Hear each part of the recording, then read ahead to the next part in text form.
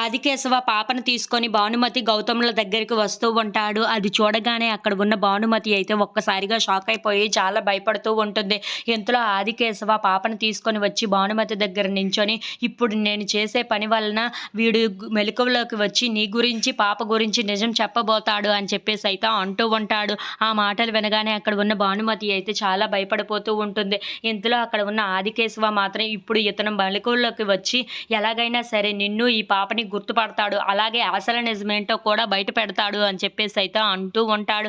ఆ మాటలు వినగానే అక్కడ ఉన్న భానుమతి మాత్రం చాలా భయపడుతూ ఉంటుంది.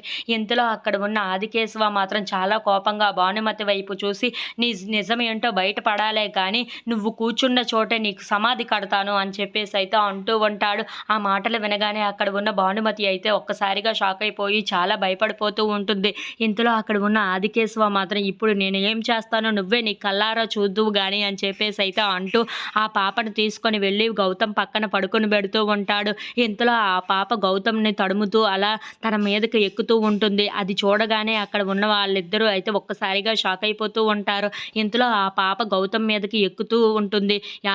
ఆ స్పర్శ తగలగానే అక్కడ ఉన్న గౌతమ్ అయితే ఒక్కసారిగా మల్లిక మల్లిక అని చెప్పేసి అయితే శబ్దం చేస్తూ మెలకువలోకి వస్తూ ఉంటాడు. అది చూడగానే అక్కడ ఉన్న భానుమతి అయితే ఒక్కసారిగా షాక్ అయిపోతూ ఉంటుంది.